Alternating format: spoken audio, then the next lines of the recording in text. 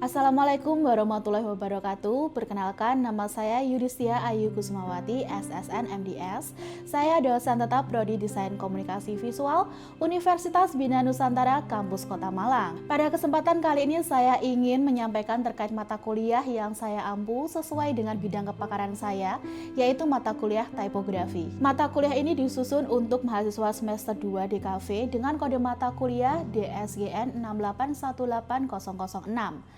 Berbobot 4 SKS yang diselenggarakan selama 13 week pertemuan atau 26 sesi dengan 2 week pembelajaran melalui forum GSLC atau Guided Self Learning Class ataupun pembelajaran via forum di LMS Binus Maya. Di mata kuliah ini mahasiswa akan diasah kepekaannya terhadap elemen tipografi melalui beberapa proyek. Mata kuliah ini mengajak para mahasiswa untuk mengeksplorasi peran elemen tipografi dalam berbagai karya visual. Melalui serangkaian pembelajaran, mahasiswa diperkenalkan terkait dengan pengertian tipografi, anatomi tipografi, dan bagaimana menerapkan tipografi dalam suatu karya desain. Pada akhir mata kuliah ini, mahasiswa akan diajak membuat suatu proyek berkelompok yang akan menjadi media implementasi dari apa yang telah dipelajari selama satu semester ini dan dalam bentuk karya nyata yang dapat digunakan oleh masyarakat. Capaian pembelajaran lulusan atau CPL yang diukur dalam mata kuliah ini adalah CPL 3 yang tertuang dalam RPS yang divalidasi oleh Ketua Program Studi serta gugus pengendali mutu.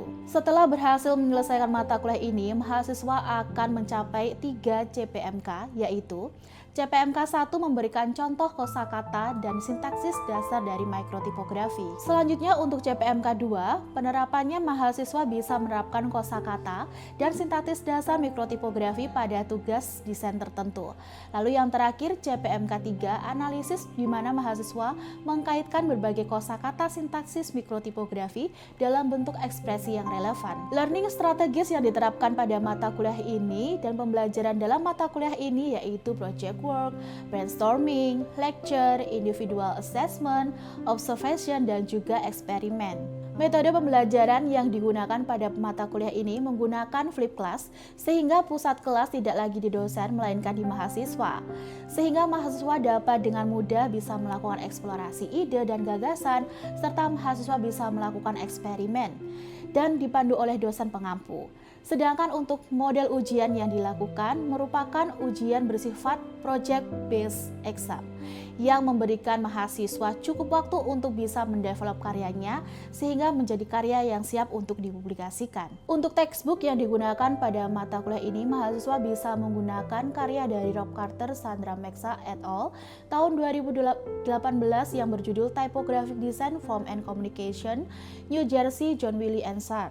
Selain menggunakan textbook tersebut, mahasiswa juga bisa mencari supporting materials yang relevan dengan topik-topik perkuliahan yang bisa diakses melalui LMS Binus Maya.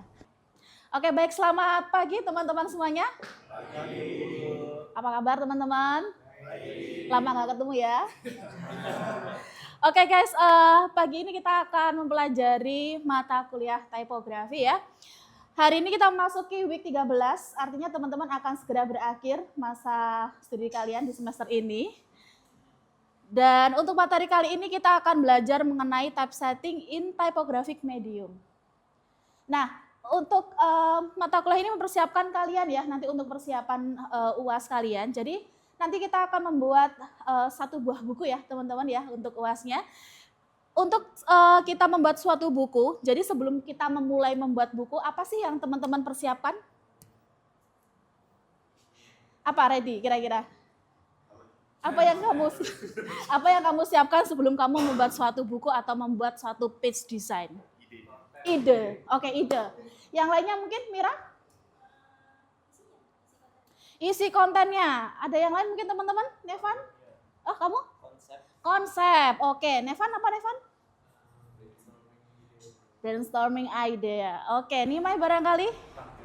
Targetnya. Oke, saya rasa semuanya jawabannya benar ya teman-teman. Tapi ada hal yang penting untuk kalian perhatikan sebelum kita membuat suatu page design. Boleh di next?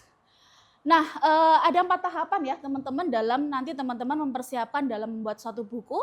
Yang pertama adalah gather. Jadi teman-teman harus collect informasi yang nantinya bakal kalian terapkan ke dalam suatu buku. Dan selanjutnya teman-teman juga harus membaca ya secara cermat seperti itu terkait kira-kira apa sih konten yang mungkin nanti akan teman-teman masukkan ke dalam buku, apa tujuan kalian dalam menyusun suatu buku itu, dan juga bagaimana nanti informasi-informasi yang akan dimasukkan ke dalam buku itu sendiri. Lalu yang ketiga adalah examine. Nah, teman-teman harus juga memilah-milih gitu ya, mana kira-kira konten yang akan masuk ke buku kalian, termasuk foto, penggunaan foto, ilustrasi, gambar, dan seterusnya. Lalu terakhir adalah bagaimana teman-teman nanti bisa memahami terkait dengan format yang akan teman-teman gunakan. Oke, boleh di next. Nah, untuk format ya, ada beberapa format yang bisa kalian gunakan. Boleh di next. Nah, ada beberapa tipe ya teman-teman, ada konvensional media. Kita punya beberapa format, ada broadsheet, ukuran 600 kali 750 mm, ada juga berliner, di mana ukurannya lebih kecil ya teman-teman, 315 kali 470 mm. Next. Ada juga ukuran tabloid, di mana ukurannya 280 kali 430, lalu ada magazine atau majalah, 213 kali 27 mm, dan ada jurnal, ada digest. Semuanya punya format masing-masing. Tetapi kalian hari ini tugasnya nanti akan membuat suatu apa? Buku dengan format, kita akan memilih format magazine ya teman-teman. Jadi nanti silakan diperhatikan format yang kalian gunakan adalah format magazine dengan ukuran 213 kali 276 mm. Oke, boleh di next. Nah, selain konvensional media, kita juga punya namanya digital media ya teman-teman. Ada basic feature phone, ada smartphone, mini tablet yang biasa kalian gunakan sehari-hari. Next. Ada juga laptop, ada juga desktop, di mana setiap masing-masing itu mereka punya ukurannya masing-masing, sehingga nanti teman-teman harus menyesuaikan untuk keperluan apa dan untuk digunakan di mana, seperti itu. Oke, boleh di next. Nah, ini beberapa contoh ya halaman dari suatu buku. Ini kita sebut comfortable books cover. Nah, dari 4 desain ini kira-kira kita coba menganalisis ya teman-teman ya. Ada 4 desain, menurut kalian, Bu Yunus pengen tahu pendapat kalian terkait dengan desain yang pertama ini, apa sih yang mungkin teman-teman rasakan atau mungkin teman-teman bisa memberikan penilaian barangkali? Ada yang mau mencoba untuk menganalisis barangkali teman-teman? Oke, Nevan, gimana Nevan? Yang pertama itu rapi, kayak pakai tipe interior Jepang gitu. Jadi dia benar-benar untuk aplikasi tentang interior dari Jepang. Iya, cocok banget ya untuk layout seperti ini dengan penggunaan typeface seperti ini, dia merepresentasikan suatu buku tentang interior Jepang. Oke, thank you Nevan. Next, mungkin untuk teman-teman di desain kedua ada yang mau ngasih pendapat barangkali? Ada yang lain mungkin teman-teman? Nimai barangkali? Menurut saya menggunakan typeface penempatan huruf dari pulse itu sendiri dibikin lebih fleksibel, mengikuti kolom yang lebih fleksibel. Oke, artinya dia layoutnya nggak kesannya sangat formal ya, lebih dynamic ya. Apalagi di sini huruf O-nya diganti dengan apa? Kayak ban ya. Jadi ini istilahnya visual substitution ya teman-teman, di mana ban dengan bentuk bulat itu bisa menggantikan penggunaan huruf O itu sendiri. Oke, next, desain ketiga. Mungkin teman-teman ada yang pendapat? Oke, silahkan. Yang ketiga, mungkin karena judulnya 1000 record cover, jadi backgroundnya itu record cover tapi dari samping, jadi biar kelihatan banyak dan padat gitu daripada dari depan. Karena mau menunjukkan banyaknya record cover di situ gitu. Oke, thank you, bagus sekali. Oke, terakhir untuk desain terakhir, mungkin teman-teman ada yang mau komen barangkali?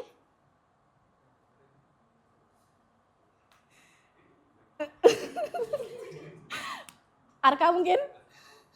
Kalau dari yang aku analisa itu karena tulisannya dia lebih banyak ngomongin warna putih, tapi ada tulisan warna black nunjukin bahwa ini tuh kayak sebuah sesuatu yang tentang kitchen tapi semuanya itu hitam. Oke. Iya, ada kontrasnya. Oke, baik, terima kasih Arka. Oke, tepuk tangan ya untuk teman-teman yang bisa memberikan feedback. Oke, baik, kita lanjut ke slide selanjutnya. Oke, visual system. Kita bicara soal visual system. Boleh di next. Nah, di sini teman-teman, selain nanti teman-teman menggunakan elemen typography, kalian juga harus memperhatikan penggunaan margin dan column ya. Dan juga bagaimana nanti teman-teman bisa mengatur penggunaan pemilihan huruf, ada juga kata-kata, kalimat, bagaimana nanti teman-teman bisa menata sehingga karya buku yang kalian hasilkan itu selain dia secara visual estetik, tetapi juga secara fungsinya terpenuhi ya, supaya teman-teman bisa menyampaikan ide, gagasan kepada audiens kalian dengan efektif seperti itu. Oke, next. Nah, ini anatomi dari suatu halaman ya, teman-teman bisa diperhatikan. Ini ada beberapa anatomi mulai dari kicker, footer, ada header, ada headline, subhead, body text, dan juga ada sidebar. Ini umumnya anatomi yang digunakan dalam suatu halaman ya, tetapi ini tidak selalu wajib untuk kalian terapkan ke dalam buku kalian, seperti itu.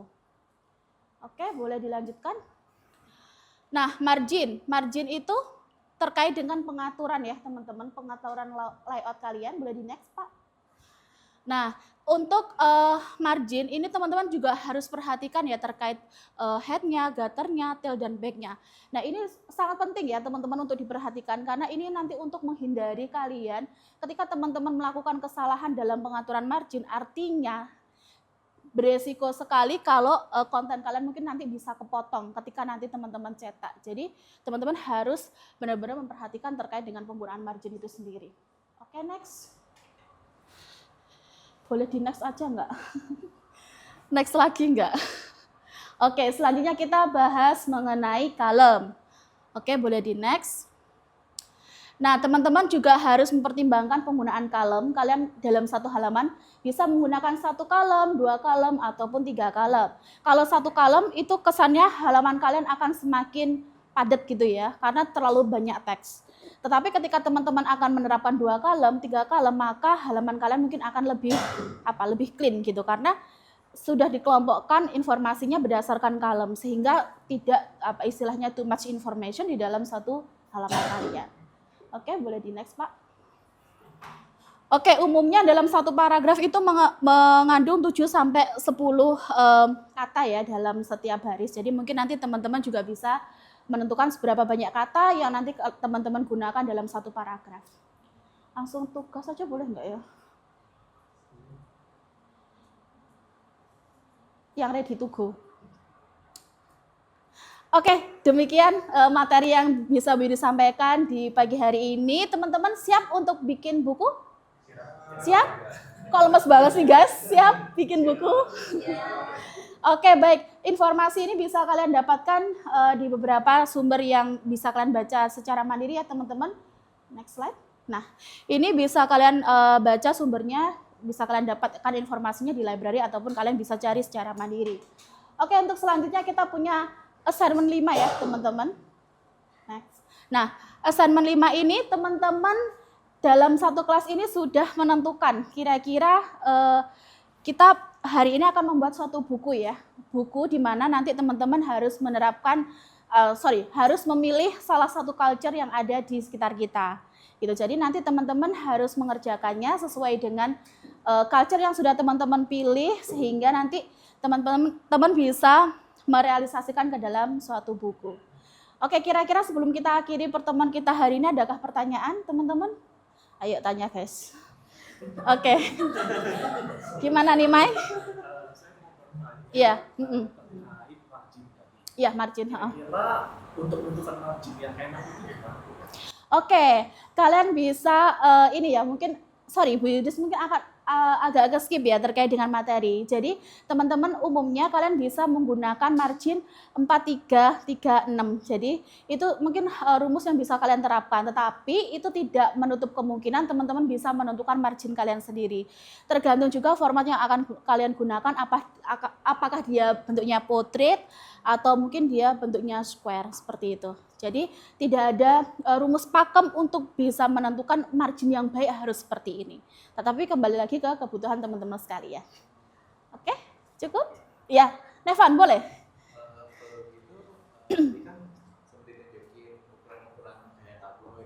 Tapi otomatis nggak ada yang kayak standar ukuran A6, A5 dan seterusnya. Kalau gitu rumus marginnya beda ya. Oke, baik, terima kasih Nevan. Yang Bu Yudus tadi tunjukkan adalah terkait dengan format media ya, konvensional media ataupun media digital. Tetapi kalau kita bicara soal A4, mungkin A2 dan seterusnya itu lebih ke format paper seperti itu. Saya rasa mungkin itu hal yang berbeda tapi mungkin masih berhubungan. Seperti itu ya, Nevan. Oke, terima kasih teman-teman. Sampai ketemu di pertemuan selanjutnya. Jangan lupa tugasnya dikerjakan ya. Selamat siang semuanya. Terima kasih. Demikian video ini dipublikasikan untuk keperluan penyusunan dokumen PDD UKTPT Sertifikasi Dosen Sedos Gelombang 1 tahun 2026. Terima kasih. Wassalamualaikum warahmatullahi wabarakatuh.